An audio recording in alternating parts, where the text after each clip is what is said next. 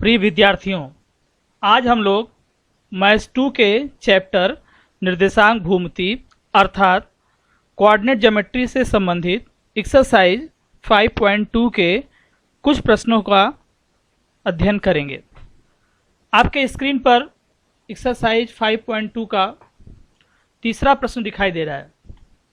क्या यदि P dash T dash Q मतलब P T Q एक रेखीय अगर हैं तो बिंदु T -16, बिंदु P -310 और बिंदु Q 6-8 को जोड़ने वाले रेखाखंड को किस अनुपात में विभाजित करता है, ज्ञात कीजिए। आपको ये पता करना है कि जो बिंदु T है वह रेख PQ को किस अनुपात में विभाजित करता है।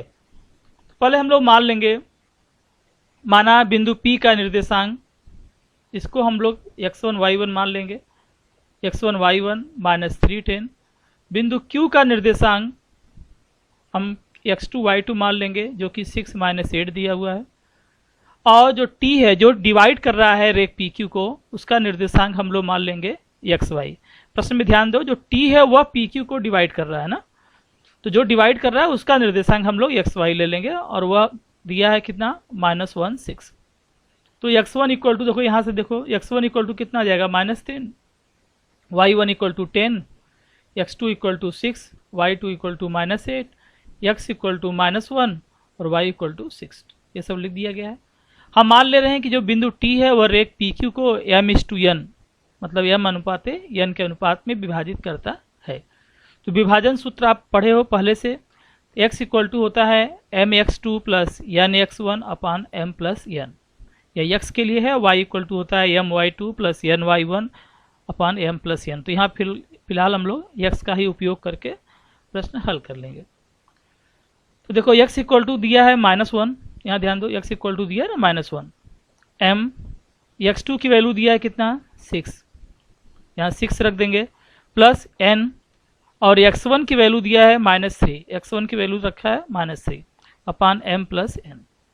अब तिर्यक गुणा करेंगे, तिर्यक गुणा करोगे तो m प्लस n का गुणा -1 में हो जाएगा, तो -1 ब्रैकेट में m plus n equal to m में 6 का गुणा करेंगे 6m हो जाएगा, और ये प्लस का माइनस में गुणा करेंगे तो -3n हो जाएगा, ठीक ना। और इधर -1 का अंदर गुणा कर देंगे तो -1m हो जाएगा, -1m का मतलब -m, और प्लस का माइनस में मल्टीप्लाई करेंगे तो माइनस हो जाएगा -1n, -1n का मतलब -n। यहाँ देखो ये ब्रैकेट तोड़ दिया गया तो 6m और प्लस का माइनस में गुणा किया गया तो -3n हो गया। तो हमें यह मिल गया -m - n equal to 6m - 3n। अब m को एक तरफ ले लो और n को एक तरफ ले लो, तो जो आपको जिससे सुविधाजनक लगे, जिससे कि प्लस में आ जाएगा ज़्यादा बेटर रहेगा। तो देखो क्या करेंगे हम लोग, यहाँ पे -n है, ये -3n दिख रहा है आपको, -3n को क्या करो, लेफ्ट साइड में ले लो, तो जाएगा -n प्लस 3n हो जाएगा। क्यों, चूंकि राइट साइड में ये माइनस था, ये लेफ्ट साइड आ गया तो क्या हो गया, प्लस हो गया। तो -n plus 3n equal to 6m। ये देखो -m है, दिख रहा है आपको, यह -m है, जब यह आपका राइट साइड में आएगा तो क्या हो जाएगा, प्लस हो जाएगा, तो प्लस m हो जाएगा। तो -n प्लस 3n, देखो यहाँ पे -1 है, 1 लिखते नहीं हम लोग हैं, तो 3 - 1 कितना हो जाएगा, 2 हो जाएगा। तो 2n इक्वल टू 6m, यहाँ पे क्या है, 1 है ना, m का मतलब क्या हुआ, 1m, तो 6 और 1 कितना हो गया, 7m हो गया। अब m अपान n निकाल लेंगे, m upon n equal to कितना आएगा, 2/7। बहुत सारे स्टूडेंट ये कन्फ्यूजन रहते हैं कि 7/2 लिखूँ कि 2/7 लिखो, तो आप तुरंत जैसे भी आपको कन्फ्यूजन क्रिएट हो तुरंत तिर्यक गुणा करके चेक कर लो। अगर ऊपर वाला स्टेप आ रहा है तब तो इसका मतलब सही आप लिखे हो, नहीं आ रहा है तो इसका मतलब आप गलत लिखे हो। तो देखो जरा मैं गुणा कर रहा हूँ, देखो n का 2 में मल्टीप्लाई करोगे 2n मिल रहा है, 7 में m का मल्टीप्लाई करोगे 7m, इसका मतलब यह मिल रहा है ना तिर्यक गुणा करने पर, इसका मतलब जो 2/7 लिखे हो आप वो क्या है, करेक्ट है। तो इसलिए m/n इक्वल टू हो जाएगा 2:7, भट्टे के रूप में इसको हम रेशियो के फॉर्म में लिख देंगे। तो m/n इक्वल टू हो जाएगा 2:7, अर्थात जो बिंदु T है वह रेख PQ को 2:7 के अनुपात में विभाजित करता है। अब आते हैं अगले स्टेप पर, अगले प्रश्न पे। यह देखो क्वेश्चन नंबर 4 है आपके सामने स्क्रीन पर। क्या रेखाखंड AB यह वृत्त का व्यास है। देखो हमने यहाँ पे आकृति बना के दिखाया उसको, एक रेखाखंड ए बी है जो क्या है, वृत्त का व्यास है, जिसका केंद्र बिंदु P है। यह आकृति आपको प्रश्न में नहीं दी रही कि यह आपको अलग से बनाना पड़ेगा समझने के लिए। जो उसका केंद्र क्या दिया है, P दिया है। का A जो है इसका निर्देशांक कितना है, 2-3 है। P इसका निर्देशांक, P का निर्देशांक, P मतलब सेंटर, देखो इसका निर्देशांक दिया है -2 0, यहाँ पे -2, जिसको हम लोग XY माने हैं, बाद में मैंने इसको लिखा है। हो तो बिंदु B का निर्देशांक ज्ञात करो। B का निर्देशांक हमें ज्ञात करना, मतलब x2 y2 हमें फाइंड करना है। तो देखो हम मान ले रहे हैं कि A का निर्देशांक जो है, जो A 2-3 है, यह क्या है, x1 y1 है, जो कि 2-3 के बराबर है। B का निर्देशांक हमें निकालना ही है, इसको हमने x2 y2 मान लिया है। P का निर्देशांक हमने xy माना है, जो कि -2 0 के बराबर है। ठीक, तो यहाँ से देखो सब मिल जाएगा। x1 इक्वल टू क्या मिलेगा, 2 मिलेगा। y1 इक्वल टू -3 मिलेगा। x इक्वल टू -2 है और y इक्वल टू क्या है, 0 है, बराबर। x2 y2 तो निकालना ही हमको है। तो देखो अगर P जो है, P केंद्र वाले वृत्त में रेख AB अगर व्यास है, तो जरा ध्यान दो, ये PA क्या होगी, त्रिज्या होगी, PA त्रिज्या होगी और PB भी त्रिज्या होगी। तो किसी वृत्त की सभी त्रिज्याएं आपस में क्या होती हैं, बराबर होती हैं। जब बराबर होती है इसका मतलब PA बराबर क्या होगा, PB। अगर PA बराबर PB है, इसका मतलब जो बिंदु P है वह क्या होगा, इस AB का मध्य बिंदु होगा। समझो जरा कैसे, दोनों रेडियस है ना, PA भी रेडियस है और PB भी रेडियस है। दोनों रेडियस आपस में क्या होते हैं, किसी भी वृत्त की जो त्रिज्याएं होती हैं आपस में क्या होती हैं, बराबर होती हैं। जब यह हिस्सा यह हिस्से के बराबर हो गया तो P क्या हो गया, रेख AB का क्या हो गया, मध्य बिंदु हो गया। देखो हमने उसी को लिखा है यहाँ पे, बिंदु P रेख AB का मध्य बिंदु है। उसको डायरेक्टली आप लिख सकते हो, कोई दिक्कत नहीं। इसलिए मध्य बिंदु सूत्र से क्या हो जाएगा, देखो x equal to x1 plus x2/2, यह मध्य बिंदु सूत्र आपको पहले बताया जा चुका है। और y इक्वल टू होता है y1 प्लस y2/2। तो यहाँ पे देखो x की वैल्यू दिया है -2, x की वैल्यू दिया है ना -2, बस मान रखना है आपको। x1 की वैल्यू कितना है, 2 है, प्लस x2/2 हो गया। फिर ये गुणा कर देंगे, 2 का -2 में मल्टीप्लाई करोगे -4 हो जाएगा। तो -4 इक्वल टू 2 प्लस x2 हो गया। अब ये +2 जो है इसको ले आओ लेफ्ट साइड में, जब लेफ्ट साइड में लाएंगे तो हो जाएगा -4 - 2 इक्वल टू x2 हो गया। ठीक, तो -4 में -2 ऐड करोगे, जब माइनस में माइनस ऐड करते हैं तो आंसर विल बी माइनस ना, और जब माइनस में माइनस का मल्टीप्लाई करते हैं तो आंसर जो है प्लस में आता है। तो यहाँ पे -4 में -2 ऐड करोगे, -6 इक्वल टू x2, या इसको उल्टा लिख दो। जब उल्टा लिखते हैं लेफ्ट पूरा राइट में जाता है, राइट पूरा लेफ्ट में जाता है, चिन्ह में कोई परिवर्तन नहीं होता। तो x2 इक्वल टू हो गया -6 हो गया। ठीक, -6 इक्वल टू x2 या x2 इक्वल टू -6।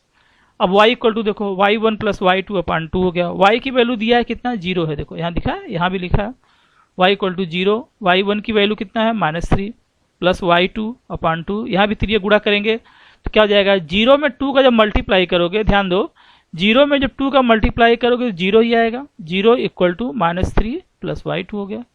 अब ये -3 को हम लेफ्ट साइड लाएंगे तो क्या हो जाएगा, 0 ये माइनस से प्लस हो जाएगा, 0 + 3 इक्वल टू y2। 0 में कोई भी नंबर ऐड करते हो तो वही नंबर आता है, तो 0 + 3 मतलब क्या हो गया, 3 हो गया। तो y2 इक्वल टू क्या आ गया, 3 हो गया। तो हम कह सकते हैं इसलिए बिंदु B का निर्देशांक क्या होगा, बिंदु B का निर्देशांक क्या माने थे यहाँ पे आप, x2 y2 माने थे ना। तो x2 की वैल्यू कितनी आई, -6, तो यहाँ -6 रख देंगे, और y2 की वैल्यू कितनी आई है, 3, तो -6 3, मतलब B का निर्देशांक आ गया हमारा कितना, -6 3। अगला प्रश्न 5वां, बिंदु A 8 9 और बिंदु B 1 2 को जोड़ने वाले रेखाखंड AB को बिंदु P K 7 किस अनुपात में विभाजित करता है, ज्ञात कीजिए और K का मान बताइए। आपको दो चीज़ें इसमें निकालना है। पहला तो निकालना है कि किस अनुपात में विभाजित करता है, मतलब m/n की वैल्यू फाइंड करना है। सेकंड आपको फाइंड करना है K का मान। तो देखो A का निर्देशांक जो 8 9 है, इसको हमने x1 y1 मान लिया, और B का निर्देशांक जो है 1 2 है, इसको x2 y2 ले लिया। ठीक ना, और जो उसको डिवाइड कर रहा है कौन सा बिंदु P है ना, K7, इसको हमने K ले लिया xy, ध्यान में P का निर्देशांक xy जो कि K7 दिया हुआ है। तो अब सब मान उस रख दो, x1 इक्वल टू 8 हो जाएगा, y1 इक्वल टू 9 हो जाएगा, x2 इक्वल टू 1 हो जाएगा, y2 इक्वल टू 2 हो जाएगा, x इक्वल टू k हो जाएगा, y इक्वल टू 7 हो जाएगा। देखो जब सब हमने यहाँ पे लिख दिया है। अब देखो चूंकि माना बिंदु P जो है रेख AB को m/n के अनुपात में हमने मान लिया कि जो अनुपात वह क्या है, m/n है, कि अनुपात में विभाजित करता है। तो विभाजन सूत्र से क्या हो जाएगा, y इक्वल टू, अब देखो आप बोलोगे सर आपने x क्यों नहीं लिया, ये आपके दिमाग में बात आनी चाहिए। तो x पहले हमने क्यों नहीं लिया, क्योंकि यहाँ पे देखो जो x y में y की वैल्यू हमें मालूम है, देख रहे हो ना, y की वैल्यू कितना दिया है 7। अगर x इक्वल टू x को हम लेते हैं तो पहले ही मामला फंस जाता, k आ जाता, तो न k का वैल्यू मालूम है न तो m n का, तो सब हम फिर सॉल्व नहीं होता। जो वैल्यू मालूम है, चूंकि y का मालूम है तो इसलिए हम पहले क्या करेंगे, y वाला फार्मूला लेंगे, उससे आसानी से m/n निकल जाएगा। तो देखो y equal to m y two plus n y one upon m plus n हो गया। तो y इक्वल टू कितना है 7 है, m वाई टू की वैल्यू दिया है कितना 2 है, प्लस एन वाई वन कितना है, वाई वन देखो यहाँ पे कितना दिया है 9 दिया है। तो आ गया कितना 7 equal to 2m plus 9n, 2m plus 9n upon m plus n। तो ये गुणा कर देंगे तो 7 का मल्टीप्लाई हो जाएगा किसमें, m प्लस n में, तो 7 of m plus n equal to 2m plus 9n हो गया। अभी 7 का अंदर ब्रैकेट में मल्टीप्लाई कर देंगे यहाँ पे, तो 7m हो जाएगा, 7 का मल्टीप्लाई करेंगे n में तो 7n हो जाएगा, equal to 2m plus 9n हो गया। अब यहाँ ध्यान दो, 2m को क्या करो लेफ्ट साइड लाओ, जैसे भी आपको आसानी हो ना, m और n प्रयास करो कि जो आगे जो आए वो प्लस में आए तो ज़्यादा बेटर रहेगा। तो देखो हमने 2m को इधर ले लिया और 7n को इधर ले लिया, तो प्लस 7n था माइनस 7n हो गया, प्लस 2m इधर लाया तो हमने माइनस 2m हो गया। तो 7m से 2m सब्ट्रैक्ट करेंगे कितना आएगा 5m, 9 में से 7 को सब्ट्रैक्ट करोगे तो आ जाएगा 2n, तो 5m इक्वल टू आ गया 2n। तो m upon n equal to कितना हो जाएगा 2 अपान 5, चेक करो 5m और 2n, फिर ये गुणा करके आप चेक कर सकते हो कि आपका जो रेशियो बराबर है कि नहीं है। इसलिए अगला स्टेप देखो मैं इधर आगे ले लिया हूँ, इसका मतलब हो गया कि अगला वाला स्टेप तो m/n इक्वल टू 2:5 हो गया। मतलब कि जो बिंदु P है वह रेख AB को 2:5 के अनुपात में विभाजित करता है। यहाँ पर हमने लिखा ना m/n, तो m/n की वैल्यू कितनी आ गई 2:5 आ गई, तो 2:5 के अनुपात में विभाजित करता है। अब देखो पुनः विभाजन सूत्र से अभी क्या हमें मिला, केवल अनुपात मिला, अभी हमें निकालना है k का मान। तो क्या हो जाएगा x equal to mx2 plus n x1 upon m plus n, x के प्लेस पे क्या रखेंगे k, देखो x के स्थान पे क्या दिया है k दिया है, m और n की वैल्यू जस्ट यहाँ 5 किया ना, m/n इक्वल टू 2:5, तो m इक्वल टू 2 ले लेंगे और n इक्वल टू 5 ले लेंगे, तो m की वैल्यू 2 और x2 कितना है 1 है, देखो यहाँ पे x2 1 है, प्लस n 5 है, x1 कितना है 8 है। तो देखो 2 में 1 का गुणा करोगे 2 हो जाएगा, 5 में 8 का गुणा करोगे कितना आएगा 40, तो 40 और 2 ऐड करो कितना हो जाएगा 42 ना, 42 हो गया। तो 42 अपान 5 और 2 कितना हो जाएगा 7, 42 अपान 7, तो k इक्वल टू कितना आ गया 6 हो गया, बराबर। अब चलते हैं अगले प्रश्न पे। क्या है कि एक बिंदु 22-20 है और दूसरा बिंदु दिया है 0-16 को जोड़ने वाले रेखाखंड के मध्य बिंदु का निर्देशांक ज्ञात करो। देखो यहाँ पे ए बी पी क्यू ऐसा कुछ भी दिया नहीं, तो अपने मन से मान लिया, हमने मान लिया कि भाई एक बिंदु ए है जिसका कोऑर्डिनेट x1 y1 है जो कि 20 और 20 के बराबर है, 22 और 20 के बराबर है। दूसरा एक हमने बी ले लिया जिसका कोऑर्डिनेट हमने ले लिया निर्देशांक x2 y2 जो कि 0-16 के बराबर है। तो x1 इक्वल टू 22 हो गया, y1 इक्वल टू 20 हो गया, x2 इक्वल टू 0 हो गया, y2 इक्वल टू 16 हो गया। अब हम ये भी मान ले रहे हैं कि भाई जो रेख AB है उसका मध्य बिंदु क्या है P है। देखो माना बिंदु P रेख AB का मध्य बिंदु, ये भी हम मान ले रहे हैं। जो मध्य बिंदु है उसका निर्देशांक हम मान लेंगे क्या xy, तो वही मध्य बिंदु का सूत्र लगा देंगे, x equal to x1 plus x2 upon 2 और y equal to y1 plus y2 upon 2, सब वैल्यू रख देंगे वही ऊपर से। तो x इक्वल टू जाएगा, x1 की वैल्यू देखो दिया है कितना 22 है और x2 की कितना है 0, 22 प्लस 0 अपान 2 हो गया, 22 में आप 0 ऐड करोगे 22 ही मिलेगा, फिर 2 से डिवाइड करोगे तो x इक्वल टू कितना जाएगा 11 हो जाएगा। सेम ऐसे ही देखो यहाँ पे y equal to y1 plus y2 upon 2 है, तो y इक्वल टू हो जाएगा y1 देखो दिया है कितना 20 है, y2 कितना दिया है 16 है, तो 20 प्लस 16 अपान 2, 20 में 16 ऐड करोगे कितना आएगा 36, 36 अपान 2 कितना हो जाएगा 18।